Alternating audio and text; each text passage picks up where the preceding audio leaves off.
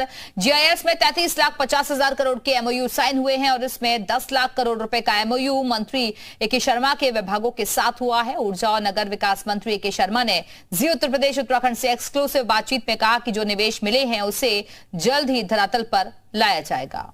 Global investor summit में UP सरकार ने एक रिकॉर्ड बनाया है, एक रिकॉर्ड इन्वेस्टमेंट हुआ है, लेकिन उसी में एक ऊर्जा विभाग है जिसने अपने इन्वेस्टमेंट में एक रिकॉर्ड बनाया। हमारे साथ एके शर्मा जो कि ऊर्जा मंत्री हैं, नगर विकास मंत्री। सर, आपके जो विभाग हैं 10 लाख करोड़ से ऊपर का इन्वेस्टमेंट आपके विभाग में आया, एक रिकॉर्ड आपके लिए भी ये बहुत बड़ा हो जाता है, लेकिन ये धरातल पर कब तक आएगा, कब जो है इस पर काम शुरू होने वाला है? उत्तर प्रदेश में पिछले 3 दिनों चली और कल संपन्न हुई ग्लोबल इन्वेस्टर समिट की सफलता के लिए मैं माननीय प्रधानमंत्री जी का बहुत बहुत धन्यवाद करता हूं कि उन्होंने आकर के हमें प्रेरणा दिया, हमें आशीर्वाद दिया। माननीय योगी आदित्यनाथ जी के नेतृत्व को मैं साधुवाद देता हूं कि उनके नेतृत्व में इतनी सफल एक इन्वेस्टर समिट हुई है जो शायद ही देश में कहीं और किसी राज्य में हुई हो। 33,50,000 करोड़ का इन्वेस्टमेंट आया है। जो जहां तक हमारे विभागों की बात है तो उसमें नवीन ऊर्जा का जो क्षेत्र है, चूंकि इस क्षेत्र में उत्तर प्रदेश में ज़्यादा काम अभी तक नहीं हो पाया था, इसलिए मुझे शुरुआत में ही लग गया कि यह एक ऐसा क्षेत्र है कि इसमें थोड़ी मेहनत किया जाए तो इसमें काफ़ी निवेश आ सकता है, क्योंकि दूसरे राज्यों में हमने आते हुए देखा है। तो वही उसी नीति पे हम लोगों ने काम किया और हमने लाइजन ऑफिसर्स लगाए, नोडल ऑफिसर्स लगाए। हम सबसे ज़्यादा निवेश करने वाले विभाग के रूप में वो आया है। हमारे 3 प्रमुख जो विभाग हैं, नवीन ऊर्जा, ऊर्जा और नगर विकास, इन तीनों ने मिलकर के लगभग 10 लाख करोड़ रुपए का निवेश प्राप्त किया है, जो समिट में हुए कुल निवेश का लगभग 1/3 है।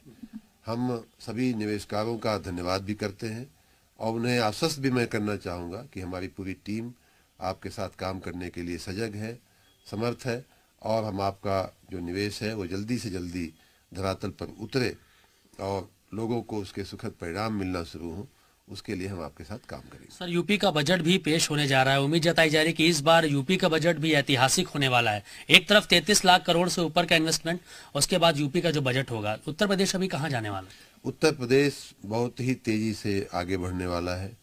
जहाँ तक सरकार के बजट का सवाल है, उसमें इस तरह का जो निवेश आता है वो उसमें पूरक बनता है।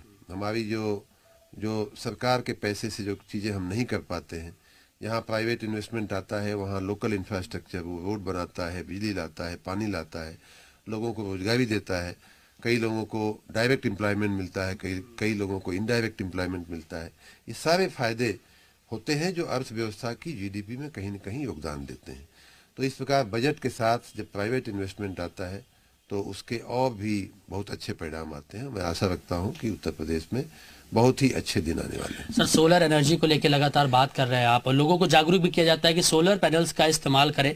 अब क्योंकि इतना ज़्यादा इन्वेस्टमेंट आपके विभाग में आया है, इलेक्ट्रिक व्हीकल चलाने की भी बात कही जाती है, उसको किस तरीके से आगे लेकर चलेंगे? क्या किसी तरीके की छूट सोलर पैनल्स में लोगों को दी जाएगी? क्योंकि गाड़ियों में तो दी जाने की बात की जा रही है सरकार की। सोलर एनर्जी में बहुत स्कोप है।